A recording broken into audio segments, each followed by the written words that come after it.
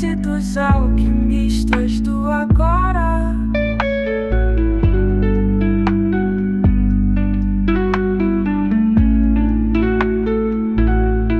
Sonde com vida sustentável, a rede dos alquimistas do agora.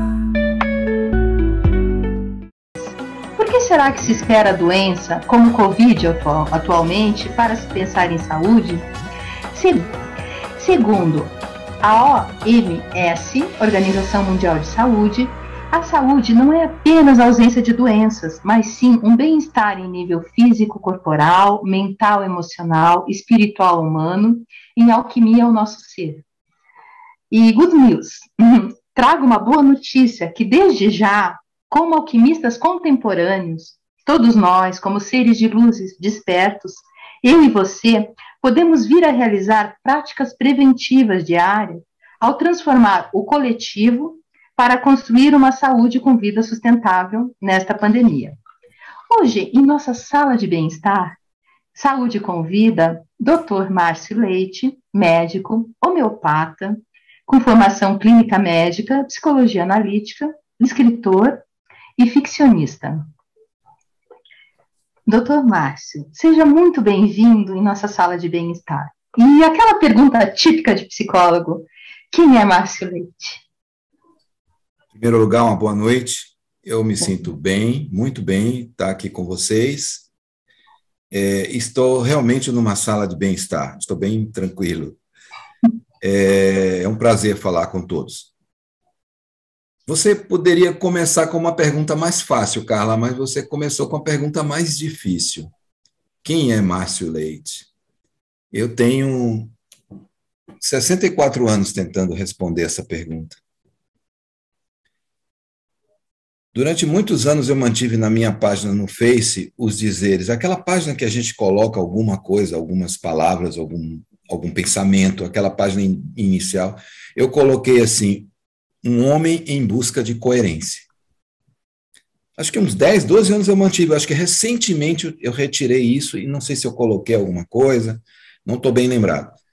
Mas é exatamente isso que eu sou, um homem em busca de coerência. Um pesquisador autodidata, um pensador, alguém que não se contenta com a verdade que está aí nos livros, ou que os nossos professores nos passam, alguém que vai além na sua curiosidade, no seu otimismo de ver a vida, de encarar a vida, buscando uma compreensão da existência. Como médico, buscando ajudar. E para ajudar, eu entendo que eu preciso conhecer a alma humana. E para conhecer a alma do outro, eu preciso começar pela minha. Então, na realidade, eu sou esse cara aí que um homem em busca de coerência, tentando alinhar aquilo que pensa, a sua própria ideia, aquilo que o move e a forma como age, pensamento e ação e sentimento, transformando uma coisa mais linear, mais integral na sua vida, né? Eu sou esse cara aí que está buscando se conhecer e conhecer o outro. E como você compreende a medicina preventiva, a importância dela nesta pandemia? A medicina preventiva é importante não só numa situação de pandemia. Nós estamos vivendo agora essa pandemia, essa que está nos trazendo um entendimento maior sobre nós mesmos. Na realidade, vai ficar um grande legado, uma grande lição. Essas perdas que nós estamos tendo têm um significado e nós precisamos mergulhar nesse significado para poder entender e, quem sabe, até prevenir outras no futuro, outras epidemias. É muito importante que a gente compreenda que a prevenção vem a partir de nós mesmos, ela sai a partir de nós mesmos. E hoje a gente pensa muito em termos de alimentação, em termos de condições de vida, qualidade de vida, de trabalho, ar ambiente, poluição. A gente pensa em prevenção de várias maneiras, né? Morar bem, viver bem, evitar conflitos, evitar emoções negativas, nós precisamos ampliar essa questão da prevenção. A prevenção não é somente você respirar um bom ar ou comer um bom alimento. Isso é importante, isso faz parte, mas é preciso entender que a prevenção vem a partir do nosso mental e do nosso emocional. Nós temos que envolver a nossa totalidade. Então, o homem deve pensar bem, evitar os pensamentos ruins, o homem deve agir de forma correta, andar em retidão. Isso parece coisa religiosa, mas não é religiosa, isso é algo prático na vida. Pensar bem, um bom pensar, um bom imaginar, desejar o bem, caminhar em direção ao bem, fazer da sua vida um canteiro de boas obras. Isso é prevenção. Hoje eu entendo prevenção como algo muito mais amplo do que os médicos costumam colocar. Sim. Claro que o alimento é importante, o ar que a gente respira é importante, mas o convívio é importante, evitar as emoções negativas, as relações tóxicas, enfim, viver com qualidade, ser autêntico consigo mesmo, e para isso a gente precisa se conhecer, ser honesto consigo mesmo. Isso a gente precisa ir profundamente dentro de nós mesmos para que a gente possa agir com prevenção. A pandemia é uma consequência, no meu entendimento, de uma sociedade que está bastante enferma, está muito adoecida. Uma cultura que está adoecida e que precisa encontrar ou reencontrar o seu caminho. Então, a pandemia, as catástrofes, os grandes cataclismas, eles vêm para ajustes. Eu compreendo desta maneira. Eles vêm para nos forçar a ajustes. Então, é aquela coisa da experiência negativa que traz um aprendizado positivo. O caos traz uma nova ordem, né? Exatamente. O caos nos traz a uma nova ordem. Ou seja, uma nova ordem deve se instituir sobre a ruína de uma ordem anterior. Nós precisamos, muitas vezes, destruir valores que já não são mais adaptados ao novo momento, à nova época, ao novo momento que a humanidade vive. Nós precisamos destruir esses valores para poder ter espaço para construir novos valores. E uma coisa está sempre ligada à outra. Se a gente for ver a história da humanidade, nós vamos ver que essas coisas, esses dogmas vão sendo destruídos, novos dogmas vão sendo construídos, ou vão sendo montados uns sobre os outros, de uma forma que seja evolutiva, isso é que é importante, de uma forma que a gente cresça, evolua. E não é somente crescimento material, basicamente e principalmente o crescimento espiritual. Isso que o homem precisa fazer neste momento. É esse o convite que a pandemia está nos fazendo, nos trazer para dentro para que nós possamos descobrir o nosso tesouro interno. Isso nos leva a uma reforma íntima, isso nos leva a ser uma pessoa melhor e nos leva a construir uma humanidade melhor. Rever conceitos, né? Como? Rever os conceitos. Isso. Rever conceitos, destruir dogmas que já não são apropriados e viver em função de coisas mais novas, mais evolutivas, mais modernas, princípios mais evolutivos. Ou seja, nós estamos passando de uma teoria darwiniana antiga de competição, em que se acreditava que as espécies competiam entre si, para uma época de colaboração. Mais do que simplesmente competir e se destruir mutuamente, nós podemos colaborar uns com os outros e construirmos uma humanidade melhor, uma humanidade mais fraterna. É isso que eu acho que é prevenção. É você andar com seu coração limpo. Sim. E na sua jornada, assim, como na medicina surgiu esse interesse pela homeopatia e qual a importância que a gente vê da homeopatia? A nossa vida diária, né? Nossa vida cotidiana. Sim, eu nunca fiquei satisfeito com os conceitos acadêmicos. Com todo o respeito, eu não os desprezo de forma alguma, eles também me trouxeram até aqui, mas os conceitos acadêmicos muito rígidos, muito positivistas, materialistas, cartesianos, eles nunca me satisfizeram o coração. Eles nunca preencheram a minha alma. Então, desde cedo que eu me lembro, eu saí em busca de um entendimento do ser humano diferente, mais amplo, mais completo.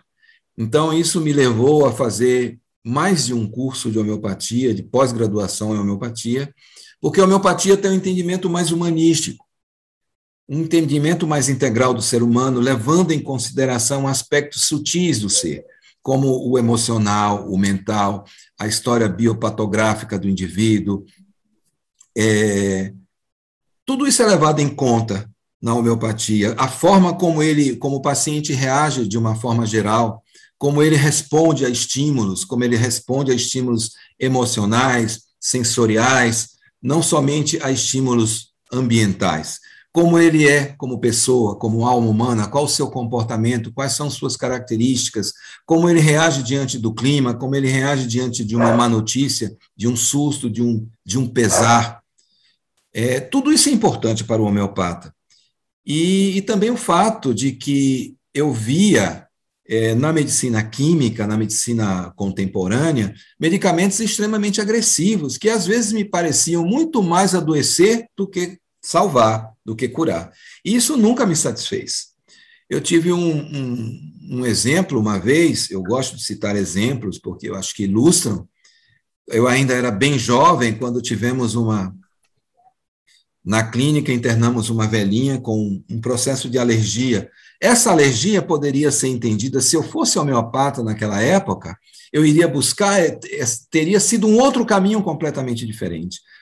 Mas ela tinha uma alergia, foi atendida por mim, eu passei um antialérgico para ela, convencional, um corticoide, porque ela estava cheia de coceirinhas e de coisinhas na pele. Ela tomou, não teve uma grande melhora, ela voltou num outro plantão, nessa época eu trabalhava numa clínica aqui em Salvador, ela foi a um outro colega, o colega disse, olha, o diagnóstico é esse, você vai continuar com esse tratamento, trocou 6 por meia dúzia, passou um outro antihistamínico, e essa velhinha continuou tomando, até que foi a um terceiro médico, o médico reforçou, passou um corticoide para ela, enfim. O processo dela não foi compreendido.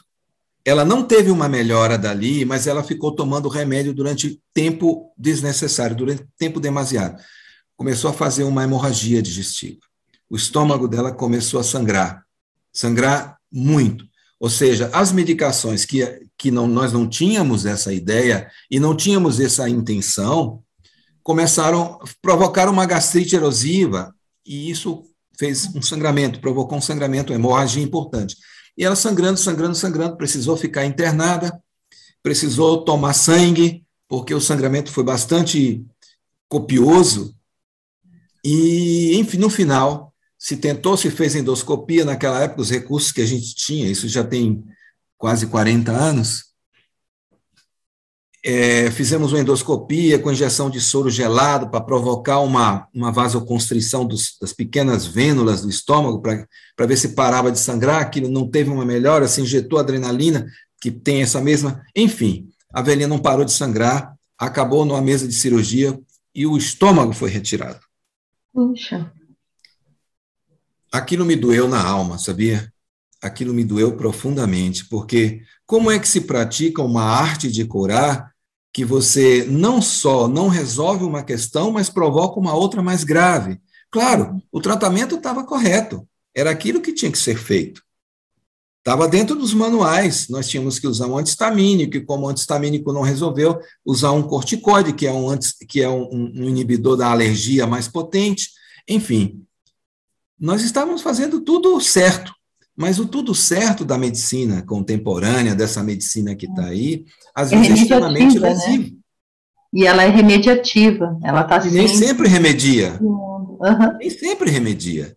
E às vezes não só remedia, como cria iatrogenia, que é o adoecer o indivíduo, a gente provocar um mal que nós não pretendíamos provocar. E, nesse caso, um mal muito grave, porque ela acabou perdendo o estômago para que se parasse de sangrar. Então, se a gente for olhar o desdobramento disso aí, como é que ela foi viver sem um estômago, e os processos digestivos e as complicações que ela viria a ter depois, isso é muito triste, muito doloroso. Esse é um exemplo que eu gosto sempre de citar para que as pessoas possam entender quando eu mudei de caminho, quando foi que eu busquei outras coisas. Eu nunca abandonei a medicina. E de uma certa forma, assim, o que seria homeopatia, para as pessoas entenderem melhor? A homeopatia é uma modalidade de tratamento humanístico, é uma medicina humanista, integral, que tem medicamentos que não fazem nenhum mal, eles podem até ter efeitos colaterais ou podem induzir sintomas, mas não são os efeitos colaterais como a gente entende. São medicamentos que vêm da natureza e são dinamizados, ou seja, eles são potencializados através de técnicas homeopáticas próprias de diluição e sucção e agitação. Diluição e agitação. Cada etapa, segundo as escalas homeopáticas, o medicamento ele é diluído e agitado, diluído e agitado, diluído e agitado, como num processo de despertar da energia daquela substância, que pode ser de origem animal, vegetal ou mineral. E o pilar base da homeopatia é o princípio do semelhante, é a lei do semelhante, ou seja, explicando para que as pessoas possam entender. É preciso fazer uma transmigração de racionalidade quando a gente compara a medicina convencional com a homeopatia. A homeopatia, o princípio é similia similibus curantur. O semelhante cura o semelhante, ou seja, aquele medicamento potencializado, dinamizado, ele não é ponderal, ele não é químico como a gente entende. Ele passou por todo esse processo. Aquele medicamento que é capaz de provocar um determinado cortejo de sintomas em experimentadores sadios, pode curar estes mesmos sintomas naqueles doentes que apresentam este cortejo sintomático como doença natural. Ou seja, o remédio cura aquilo que ele mesmo provoca. Ele não é capaz de curar aquilo que ele não provoca. Então, hoje existem mais de 3.000 medicamentos homeopáticos, a gente traça com as experimentações, que a gente chama de patogenesias, a gente traça uma imagem dos medicamentos, compila todos os sintomas que ele é capaz de provocar em diferentes experimentadores, e aí a gente tem uma imagem desse medicamento. Quando o paciente chega no consultório com uma doença que se assemelha a esta imagem, ou alguma desta imagem dos diversos medicamentos, este medicamento que tem a imagem mais próxima é o que mais provavelmente vai trazer a cura a esta pessoa. E a cura se pretende que seja profunda e não somente paliação como com os remédios homeopáticos. Eles só paliam, eles não curam nada. O que se cura em medicina comum, convencional hoje, são as doenças que são automaticamente, espontaneamente curáveis. As doenças infecciosas, por exemplo, você tem uma gripe, aí você usa neosaldina, novalgina, Tilenol, medicação para a coriza, para a congestão, descongestionante nasal, você usa um bocado de coisa. Você está tratando? Não, você está tamponando alguns sintomas, você está subtraindo da pessoa alguns sintomas. Mas quem vai curar ela da gripe é o organismo dela. É a resposta imune do organismo.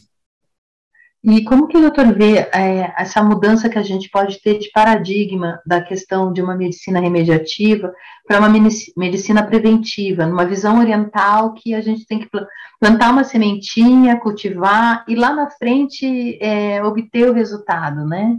Como que o doutor vê isso?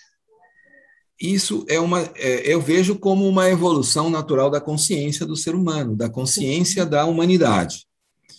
Nós fazemos jus à medicina que acreditamos ser merecedores. Nós somos merecedores, acreditamos ser nessa medicina que está aí.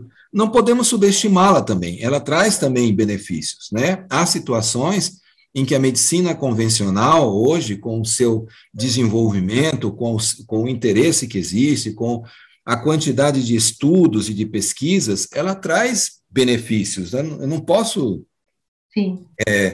negar completamente. Seria um negacionismo infantil dizer que a medicina moderna, convencional, não serve para nada, de forma alguma. Ela está aí como um instrumento para que a gente possa usá-la em nosso próprio benefício. Mas nós vamos chegar, já estamos chegando a um nível de compreensão em que essa medicina já não somente não vai ser mais satisfatória.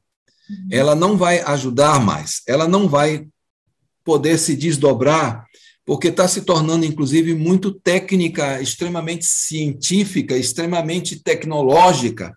Isso é útil, é importante? É, em certas situações. Mas esta medicina não está trazendo à humanidade a paz de espírito que a humanidade busca, não está trazendo a sensação de bem-estar que a humanidade busca, porque ela ainda é muito paliativa e é muito abortiva. Ela aborta sintomas sem curar o ser na sua integralidade. E o que se pretende com a homeopatia é que isso não ocorra, porque nós buscamos a essência do ser primeiro para ajustar a ele um medicamento que possa ajudá-lo. Esse é o mágico da homeopatia. E por conta disso também os homeopatas sofrem a falta de entendimento dos colegas alopatas, sofrem as restrições a nível acadêmico, porque é uma luta para se colocar a homeopatia dentro da academia, dentro das faculdades, porque ela vai contra interesses, mega interesses de fabricantes de medicamentos e grandes multinacionais da poderosa indústria farmacêutica, que transformaria tudo isso, ou muita coisa disso que está aí, em nada. Sim. As pessoas hoje são trabalhadas para serem consumidores de medicamentos, para render lucro, para trazer lucro para a indústria farmacêutica. A homeopatia é muito simples. Os remédios são muito baratos, a técnica é muito simples, embora é complexa e, ao mesmo tempo, é simples. É uma profunda simplicidade. Eu tive uma mestra aqui na Bahia durante muitos anos, a doutora Maria Amélia Soares da Cunha, que o avô dela foi quem trouxe a homeopatia para a Bahia, isso no século XIX, no início do século XX, final do século XIX, início do século XX. E ela foi uma pessoa que largou a medicina convencional para se dedicar à homeopatia, fez um trabalho lindíssimo, tinha inclusive um curso de pós-graduação em homeopatia aqui em Salvador, e ela fabricava os medicamentos, e esses medicamentos eram conhecidos nacionalmente como os melhores, porque eram as tias velhas dela que fabricavam no fundo do quintal, num galpãozinho no fundo do quintal da casa dela, então, seguindo os preceitos rigorosamente, seguindo a farmacotécnica. Na verdade, também, né? Hein? A característica do feminino curador, né? Curandeira também. Sim, sim. Então, foi ela que trouxe, a partir dela foi que se divulgou a homeopatia na Bahia, né? E hoje a gente já tem muita gente boa, tem a escola de Mumbai, na Índia, do Rajan Sankara, que eu considero a homeopatia mais evoluída que já apareceu no planeta até o momento. Estou seriamente interessado em aprender, venho estudando bastante para entender a técnica do Sankaran, porque é fascinante, é fascinante. Inclusive existem, como ele é um grande guru também, né? Ele é médico, é homeopata, mas é um grande guru, pratica meditação, ele capta essas coisas de uma forma fenomenal e consegue de uma forma muito racional, ele é muito pensamento, a função forte dele é pensamento, então ele consegue organizar isso e publicar livros, e hoje tem discípulos e alunos no mundo inteiro, no Brasil, na Argentina, na Alemanha, em toda parte, com vários livros que ele vem publicando, e agora ele está sintetizando, fazendo seus cursos, é fantástico, coisas que eu faço no recôndito do meu consultório. Mas eu não consigo passar isso, pelo menos até hoje, passar isso para o entendimento dos colegas alopatas, mais ferrenhos, mais empedernidos, que não largam mão dos seus conhecimentos, da sua cultura. Realmente eu compreendo que não é fácil. Eu levei 8 anos para fazer a transmigração de racionalidade, compreendo perfeitamente hoje a alopatia, mas de coração eu sou homeopata. Sim, porque... e o seu consultório é um labor oratório, né? Isso. É um momento que tem também de pesquisa, né? De alquimia interior, né? E, exato. Doutor, quando eu fiz a consulta com o senhor, eu vi muito a questão da cura pela palavra. E eu achei isso muito fascinante, porque é uma máxima que a gente tem na psicologia, né? E eu vejo que psicologia também é uma área de atuação do senhor, né? E como o senhor vê isso dentro da psicologia analítica, essa questão da cura pela palavra? A cura pela palavra dentro do conceito homeopático, dentro da homeopatia, eu preciso que o paciente me dê algumas palavras-chave. Ele precisa verbalizar, é por isso que muitas vezes eu espremo. Eu não posso colocar essas palavras na boca dele, isso tem que vir automaticamente, espontaneamente. E quanto mais ele é capaz de se interiorizar, mais facilmente ele vai verbalizar e essas palavras vão me servir de guia para eu chegar a um determinado medicamento. Na psicologia analítica, a palavra é importante, muito importante, como na psicologia como um todo. Mas não só a palavra, a gente usa uma outra ferramenta que são os sonhos. Porque a palavra ela ainda pode ser manipulada. Né? A palavra ainda pode ser manipulada, mas os sonhos não. Não há como você manipular os sonhos. Sim. Então, na verdade, a gente fala aquilo de que vai cheio o nosso, fala daquilo de que vai cheio o nosso coração. Então, quando você, numa consulta homeopática, ao mesmo tempo eu faço a consulta buscando um medicamento homeopático, mas não deixo de abordar do ponto de vista do terapeuta junguiano. Então, é uma totalidade, é o casamento de duas disciplinas, vamos dizer assim, mas são duas disciplinas maravilhosas que estão em constante evolução, em constante desdobramento. Então, quando o meu paciente, que muitas vezes é paciente de terapia, vamos dizer, ele não vem ao consultório buscar a homeopatia, mas na abordagem, na consulta, nas sessões subsequentes e tal, a gente ouve a mesma palavra. A gente escuta o mesmo discurso. Então, opa, aí tem coisa. Então, você vai desdobrar isso aí, você vai buscar o entendimento dessa palavra, o entendimento desse discurso, qual é a emoção que está ali envolvida, qual é a sensação e a energia que ele está trazendo ali, principalmente quando ele se manifesta com movimentos físicos, com gestos de mão, com gestos do corpo.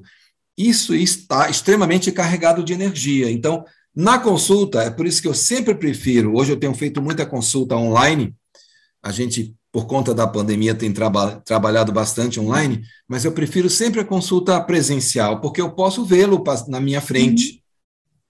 Eu posso observar os seus gestos, os seus tiques, os seus movimentos, é uma cruzada de perna, quando se fala alguma coisa é um gesto, é uma mão apertada, é um aperto, é um toque no coração, no peito.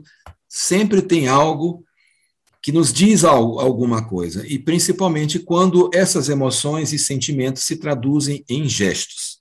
Isso para o homeopata, que segue a escola de Sankara, e para o terapeuta tem importância. E como que é, doutor, colocar dentro da sua terapia essa questão do pensamento em devaneio, fantasista, do sonho? Como que ficaria isso para o paciente também? Isso é importante que a gente faça essa ampliação dos sonhos, dos pensamentos, das ideias, do devaneio, dos atos falhos, dentro do contexto do paciente, né? Eu geralmente peço a ele que amplifique a imagem que vem nos sonhos, né? O que ele acha que quer dizer, o que ele acha que pode significar. Às vezes a mensagem é muito clara, mas na maioria das vezes ela não é clara, ela vem bastante velada, e é preciso conhecer bem o paciente, ver o contexto de sua existência, em que meio ele está vivendo, como ele está vivendo, para que a gente possa se arriscar a uma possível interpretação. E é como uma cebolinha, você tira uma casca, tem outra casca, você tira outra casca, tem mais uma casca, ou seja, são muitas verdades que se desvelam em diferentes níveis. Então, isso é um exercício interessante. Agora, é bom chamar a atenção também que, mais importante do que o indivíduo conhecer o que o seu sonho quer dizer, ou compreender, fazer uma interpretação possível, é sempre apenas uma interpretação possível. Eu nunca dou como algo, né, batido o carimbo, mas sempre como uma possibilidade interpretativa. É sempre bom, é mais útil não somente ele entender, mas é mais útil que ele possa resolver seus conflitos, que ele possa virar a página, passar adiante. E é claro, como eu falei antes, o autoconhecimento é fundamental para que a gente possa fazer isso. Porque se a gente está num nível de autoconhecimento, de automodelação, a gente tende a ficar nesse nível. Vai dando interpretações e desdobramentos nesse nível. A gente precisa chegar um pouquinho para cima para ter uma visão mais panorâmica e já começar a ver a questão de um nível mais alto, tá? De um degrau acima. Então, esses degraus da mente, esses degraus da psique humana são fascinantes. A gente apenas engatinha para tentar entender isso aí, né? Eu falo muito assim, que na verdade não existe um ponto de vista apenas, né? Existe vistas do ponto. Então, de acordo com a tua perspectiva, você vê o ponto mais para a direita, mais para a esquerda, né? Isso, exatamente, exatamente. Algumas vezes eu peço ao meu paciente, quando ele está num conflito muito denso, muito fechado, quando ele está aprisionado na sua própria monoideia, né? Eu peço a ele que congele a imagem e saia disso aí. Saia desse conflito, se coloque do lado e fique na postura de observador. Perfeito. Algumas vezes isso ajuda muito o paciente a ter um entendimento, ele começa a ver o conflito, não de dentro, mas de fora do conflito. Isso ajuda bastante. E como escritor também, ficcionista, ao seu ver, como dá essa importância da escolha das palavras em nossa vida cotidiana, né? Principalmente para contribuir nessa pandemia, né? Nosso ciclo energético, como que a gente pode atuar dessa forma? Como escritor, eu tenho toda a liberdade do mundo, que eu não tenho como médico e que eu não tenho como terapeuta. Então, a literatura me dá essa liberdade, a liberdade do sonho, a liberdade do imaginário, a liberdade de criar e descriar, a liberdade de fazer nascer e fazer morrer os meus personagens, né? As minhas ideias, que são também parte de mim mesmo. Então, é um processo, em literatura, é um processo de garimpagem. A palavra é um processo de garimpagem. Eu costumo dizer nos meus textos que eu me dou por satisfeito com uma frase ou com um parágrafo quando eu sinto música no texto. Quando eu percebo musicalidade, eu troco, às vezes, reconstruo o parágrafo, mexo na sintaxe, troco as palavras, vejo qual palavra se adequa melhor àquela situação, qual palavra traduz melhor aquilo que eu estou querendo dizer, porque eu procuro fazer com que seja a alma que está falando. Se eu vejo que a escrita é muito do ego, eu me desinteresso, pego aquilo e jogo fora. Mas quando é a alma que está falando, eu dou permissão para que ela ponha para fora. Então, eu vou escolhendo, vou garimpando as palavras, no sentido de ver a musicalidade. Quando eu vejo que o texto tem musicalidade, para mim ele está bom, está maduro. E a gente está sempre mudando, porque você põe no livro e uma hora você diz, não, chega, está bom, e você lança. Você entrega ele ao universo, você procura uma editora e lança o livro. Se você ficasse com ele trabalhando, você não ia terminar nunca, porque sempre vai modificar. Todo texto que eu pego é um conto, às vezes, um trechinho de um romance, e se eu for olhar, eu vou mexer. Eu vou mudar de novo, eu vou mudar as palavras, eu vou mudar a ordem das palavras. Então, tem uma hora que a gente tem que dizer, tá bom. O poder das palavras, de certa forma, cocriam a realidade. Sim, sim. E exatamente por isso, por perceber muito, ultimamente, nos últimos 3 anos, o poder da palavra, é o que eu não escrevi mais, eu não pretendi mais escrever para lançar livro. Eu lancei alguns livros de ficção e eu tenho sido muito questionado por mim mesmo com relação ao poder da palavra. Qual a melhor palavra para ser dita? Qual a repercussão que essa palavra pode trazer para o outro? Então, eu já fui, no meu passado, eu reconheço, eu faço aqui a minha meia-culpa, muito irresponsável com as palavras. Assim, elas vinham, a ideia vinha, o ego se projetava, e o ego queria assumir tudo, e a palavra saía. E hoje eu procuro ser muito mais cuidadoso com a palavra. Eu procuro ver qual é a repercussão que essa palavra pode trazer à pessoa, às pessoas. Então, eu tenho sido mais cauteloso na escrita, por isso eu estou demorando mais a publicar meu próximo livro. Estou sendo mais responsável com a palavra, porque a palavra tem um poder muito grande. Uma palavra mal colocada pode destruir uma pessoa. Repercute na nossa alma, né? A palavra Sim. em si, ela repercute. Né? Pode elevar uma pessoa ou pode derrubá-la. Sem dúvida. E aí vem a questão da responsabilidade ética. Né? Então, eu vejo hoje tanta porcaria escrito que se chama, que ousam chamar de literatura, tanta literatura de baixa qualidade, de baixo nível, com palavras ruins, com palavrões, com que trazem uma energia tão para baixo. A humanidade já anda para baixo, a gente ainda ofertar esse tipo de literatura realmente não é mais a minha, não, se nunca foi, agora menos ainda, não vou mais, não enveredo mais por essa senda, mas ainda se faz muito isso, porque a literatura reflete o que está aí, né? Reflete o que a Globo fala, o que a Record fala, e, enfim, o que está na mídia. É um momento presente, né? Exatamente. E daí, de uma certa forma, né, Jung fala muito da tipologia, né? Daí, uma pessoa que é intuitiva e sentimento, se ela tende a ser introvertida, a escrita é uma forma também dela ter a questão da expressão, né? Isso. O que vai chamar, eu falo de cátedra porque eu sou um intuitivo sentimental, então, o que eu disse, o que interessa para mim é a fala da alma, né? Então, contar uma historinha apenas relatando uma situação externa não é muito a minha. Os meus textos são quase que fluxos de pensamento. Tem situações externas, naturalmente. Em um dos meus livros, por exemplo, eu fiz a questão de colocar eu julguei importante colocar uma questão social que me incomoda bastante no nosso país, mas as questões íntimas, as questões de relevância maior são as questões internas, são as questões da alma. Não sou um escritor muito descritivo, não, que descreve o ambiente externo, as coisinhas e tal, não me perco nisso aí. Mas, assim, as questões de alma, os sentimentos, a profundidade do ser humano, navegar nessa água aí é que me interessa. Inclusive como escritor, não apenas como profissional, como médico, terapeuta, mas como escritor. Porque eu não consigo dissociar. Né? Navegar na água viva é o sentimento, né? Navegar na água viva. Estar vivo na água viva. Sim.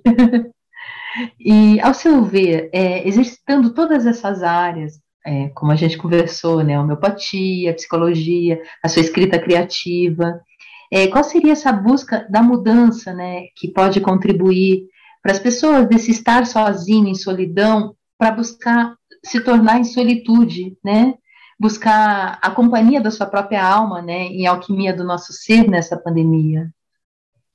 Então, eu acho que a pandemia é uma grande oportunidade para isso, tem sido uma grande oportunidade.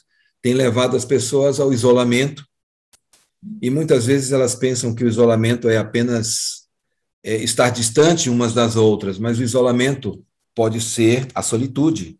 O isolamento pode nos levar ao encontro com nossa própria alma, ao encontro com nós mesmos. Então, isso seria de grande importância para nós, porque a nossa cultura, principalmente a nossa cultura ocidental, ela não está acostumada com esse isolamento, entre aspas, né? Com essa separação. Nós estamos muito voltados para o externo e pouco para nós mesmos, pouco para o interno. Então, quando a gente descobre a importância de estar com nós mesmos, estar conosco, é um mundo novo que se descortina, né? É um universo fascinante para a gente pesquisar, para a gente buscar. Então, isso vai levar fatalmente ao crescimento, ao desenvolvimento, ao autoconhecimento e vai levar ao melhoramento pessoal, a uma reforma íntima. Não tem como fugir disso aí. A sabedoria implica em se conhecer. O universo está todo dentro de nós. A gente busca muito lá fora, né? O homem está buscando vida em Marte. O que é que o homem quer em Marte se ele ainda não descobriu vida dentro de si próprio? Perfeito. Não tem uma máxima na alquimia que diz assim, né? Que o macrocosmos reflete o microcosmos, né? Então, exatamente, nós somos um pedacinho desse grande universo, né? Nós somos poeiras de estrela, também pertencentes a esse universo, né? Exatamente, é isso aí. Nós devemos conhecer o externo, sim. Temos curiosidade, uma curiosidade inata, uma curiosidade saudável de conhecer o externo, mas o respeito pelo interno e o mergulhar interno é muito importante para que a gente não saia pelo cosmos levando porcaria, levando nossa tralha interior, Sim. Nosso desconhecimento como ser. Né? Porque a partir do momento que nós somos energia dentro do invólucro corporal, a gente está em ressonância com tudo. Com tudo, exatamente. Né? O quanto a gente também traz coisas de baixa vibração para a nossa vida e também impede o nosso crescimento de uma forma geral, né? Vibrando mais alto, auxiliando o coletivo, né? Isso. E hoje já está provado, até pela própria ciência moderna, que a gente, quando vibra negativamente, a gente mexe com a estrutura do nosso corpo, com a estrutura das nossas células, né? Mexe com os cristais de água dentro das nossas células. Então, os médicos hoje já observam que determinada forma de agir e de pensar traz problemas, determinados tipos de problemas de saúde, né? Que a depressão está ligada com determinados comportamentos ou formas de pensar, que a euforia está ligada a outras coisas, que a alegria é outra coisa. Então, hoje a gente percebe que mexe, inclusive, na nossa imunidade, no sistema que em homeopatia a gente chama de uma forma bem completa, de psiconeuroimunoendócrino. Isso aí está sob leis que desconhecemos ainda, mas que sofrem o efeito das nossas emoções, dos nossos sentimentos, do nosso pensar. Aquilo que eu disse antes, vamos limpar o coração, vamos pensar de forma elevada, se a gente quiser ter saúde. Sem dúvida. E, no caso, sim, também aquela pesquisa que foi feita com os potes de arroz, né? Na medida que você emitia palavras bonitas, né? Você tinha ali muito mais tempo daquele arroz tá dentro do pote, né? E se você dizia assim que você não gostava daquele arroz, ele tendia a apodrecer, né?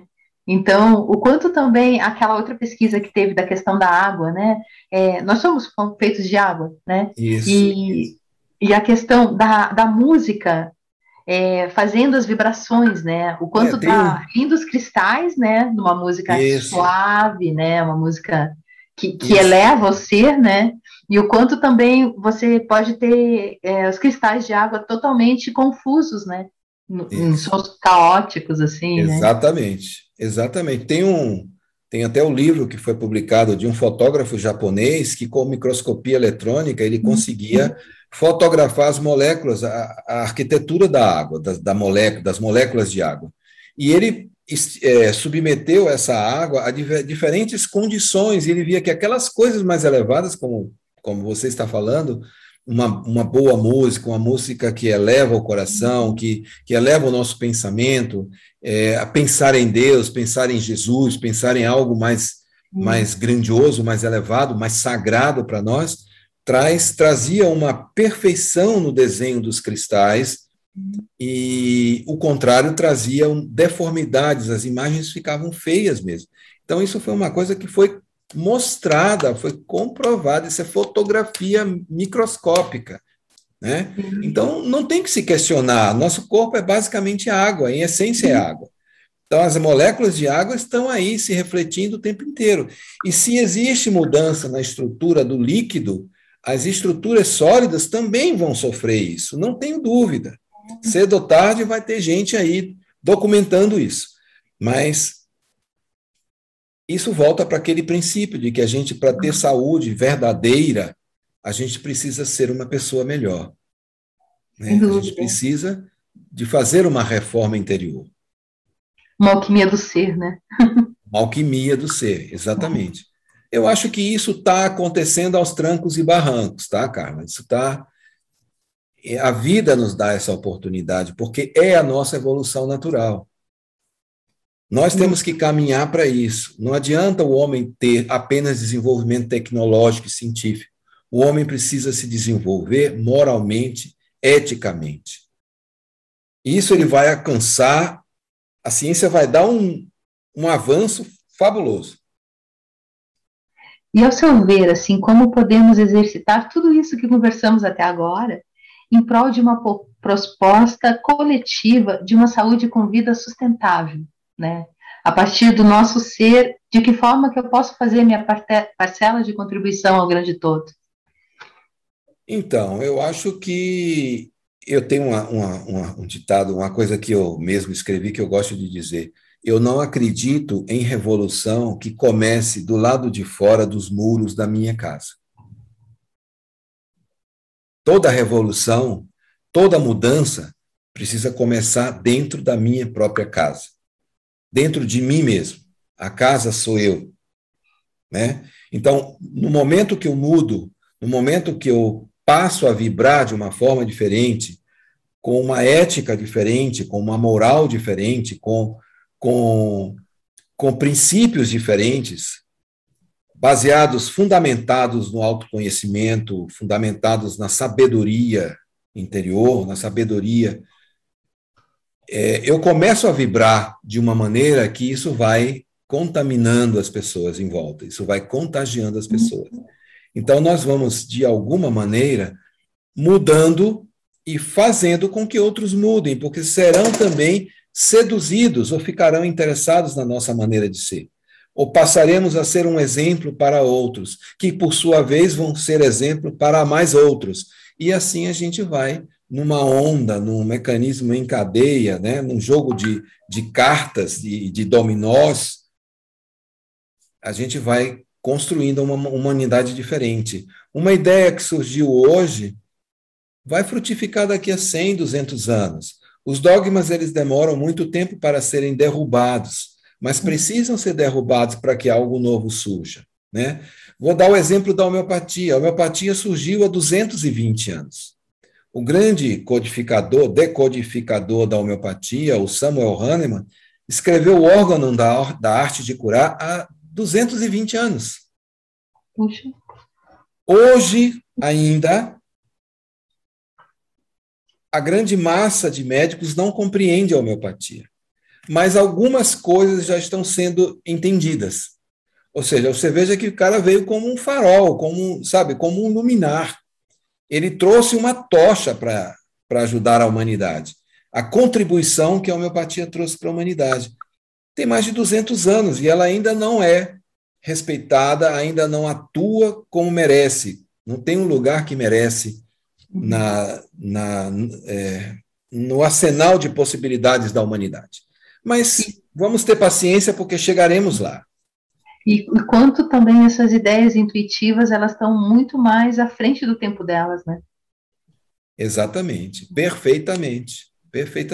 Mas elas precisam vir antes. E aqueles que as trazem acabam sofrendo muito, são quase que imolados, né? Mas eles trazem uma nova ideia, e essa nova ideia, em algum momento, vai frutificar. Sofre todo o preconceito, inclusive o preconceito acadêmico, que é o mais bárbaro que tem, porque hoje a ciência é o dogma. A gente se sustenta na ciência. Então, antes eram os mitos, passou a ser a religião que ditava a verdade. Hoje é a ciência que dita a verdade. Apenas substituiu a religião, mas continua sendo dogma. Ainda que tenha sua importância, vamos ultrapassá-la, vamos vencê-la, vamos ampliar seus horizontes. A ciência pode acompanhar esse movimento de ampliação, de desdobramento, e não ficar tão rígida, tão pequena, tentando, a passos tão lentos, tentar entender as coisas. Porque a intuição fala e vai muito além da ciência. Então, a gente sabe, por exemplo, eu sei, por exemplo, que a homeopatia é um grande recurso terapêutico. A minha intuição diz isso e a intuição de milhares de outras pessoas, mas a ciência ainda insiste em não aceitar, porque ela não compreende, e ela renega aquilo que ela não compreende. Ela faz de conta que aquilo que ela não compreende não existe, mas não é assim. Porque, de uma certa forma, a intuição é você chegar na visão do todo sem necessariamente passar pelas partes lineares, né? Então, exatamente. A ciência é... Por aquelas etapas tão trabalhosas, né? Sim, ela se perde, né, para tentar entender, né, o total, né? Isso. Mas é o modelo, né? É a filosofia que está por trás da ciência, o modelo positivista, o modelo. Enfim, Cartesiano. isso, nós precisamos. Mas eu acho que nem Descartes era tão cartesiano assim, sabe? Eu acho que Eu acho que a Descartes era muito interpretação intuitivo. de Descartes, né? Tem um livro muito interessante que se chama O Erro de Descartes, que ele fala exatamente Sim, isso, o quanto a interpretação de Descartes sim. possibilitou algo totalmente diferente do que ele realmente falou, né? Isso, exatamente. Então, doutor, deixe seu contato, né, para as pessoas conhecerem mais o seu trabalho, e deixe também uma mensagem, Saúde com Vida, para a Alquimia do Ser, e também para essa ideia da saúde com vida sustentável. Qual seria a mensagem que o senhor deixaria para nós? Bem, a mensagem que eu gostaria é de que a nossa maior responsabilidade somos nós mesmos. Eu sou a minha maior responsabilidade. Eu tenho que ser o meu melhor amigo. Cada um tem que ser o seu melhor amigo. E é preciso evoluir. Evoluir é a única lei inquestionável que existe no universo. Essa é indobrável. Essa a gente não tem como recusar, nós temos que evoluir. Vamos ajudar os mecanismos de evolução. Como é que a gente pode evoluir? Se conhecendo, se descobrindo, buscando entender a nossa essência, não ficar tão perdido na ilusão, nas coisinhas, nas futricas, no externo. Vamos buscar a nossa verdade interior, vamos buscar conhecer quem somos, porque buscando conhecer quem somos, nós entendemos os nossos próprios processos de adoecer, nós entendemos os jogos que nós fazemos conosco e com os outros. Nós somos capazes de reconhecer e eliminar os erros, os equívocos que rotineiramente cometemos ao longo da vida. Isso é uma maneira de crescer, isso é uma forma de se integrar, não ao homem da Terra apenas, mas às inteligências que existem pelo universo inteiro. Descobrir quem somos nós nesse todo tão grande. E nos entender como uma pecinha numa grande engrenagem divina, numa grande engrenagem sagrada. Né? Desse então, grande todo, né? Desse grande todo. E quando a gente se percebe importante, mesmo sendo pequenino, a gente passa a participar. A gente consegue vislumbrar a totalidade. E a gente consegue ver o nosso grau de responsabilidade nessa coisa imensa que é o universo. Nós nos colocamos, nos contextualizamos no universo, num planetinha pequeno e azul, num braço periférico de Órion, na periferia de uma galáxia. Nós estamos muito distantes de um Sol central, nós temos uma estrela de quinta grandeza. E ainda assim, somos partículas de Deus. Perfeito. Então, gratidão muito, Dr. Márcio, por sua presença, né, na estreia da nossa sala de bem-estar. E se você é um empresário e acredita que a ideia da prevenção é a melhor forma de alcançar e manter uma vida saudável, entre em contato conosco e seja nosso novo parceiro aqui da Alquimia do Ser. E deixo com vocês uma mensagem, né, de Jung. Se você olha para fora, você sonha, mas se você olha para dentro, você desperta. Isso aí. E a Alquimia do Ser fica por aqui. Agradeço muito de coração o e-mail, o carinho de todos vocês. E até o nosso próximo programa. Saúde com vida sustentável, a rede dos alquimistas do agora.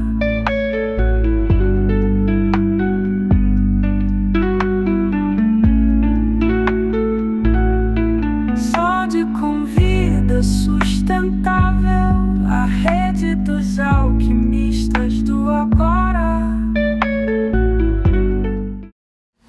Há 20 anos no mercado. mercado televisivo e de produção, Premier Produções oferece soluções práticas e inteligentes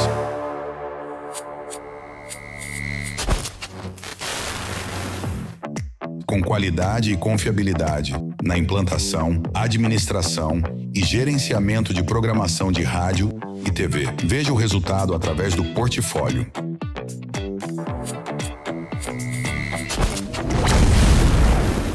Ilson Antônio Betim, nascido em Pelotas em 1964, foi o fundador visionário do grupo Premier Produções. Formado como técnico eletrônico pelo Cefet, ele iniciou sua trajetória na radiodifusão ao se mudar para Florianópolis em 1987. Com uma carreira sólida em grandes empresas de mídia, Betim realizou seu grande sonho em 1996, fundando a Premier Produções. A Premier trouxe inovações importantes ao cenário da comunicação, especialmente com a criação e operação de TVs legislativas em diversas câmaras municipais. Sua liderança foi crucial para ampliar o acesso à informação e fortalecer a transparência governamental. Ilson Antônio Betim faleceu em 2022, deixando um legado de pioneirismo e dedicação à comunicação. Seu trabalho continua inspirando a busca por inovações no setor.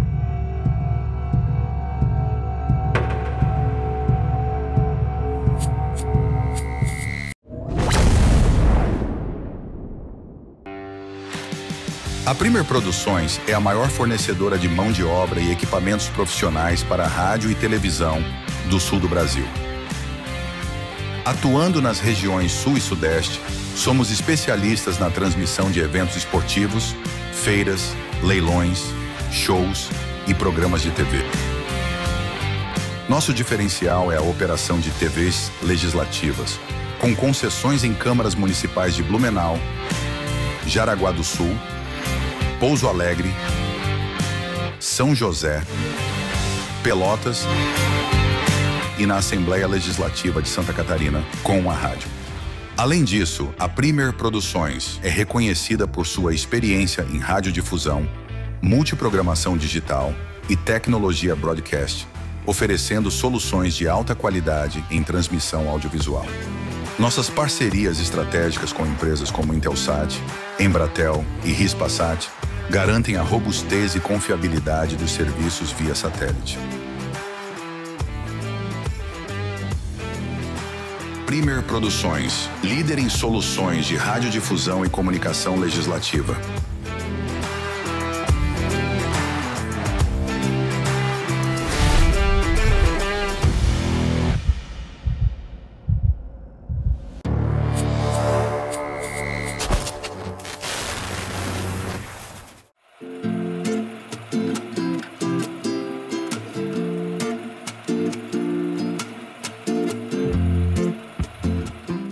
Você está procurando um estúdio para gravar o seu podcast com qualidade profissional?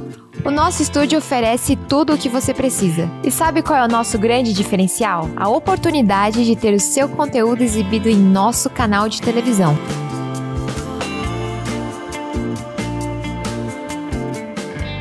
Amplie seu alcance e faça sua voz ser ouvida por milhares de espectadores.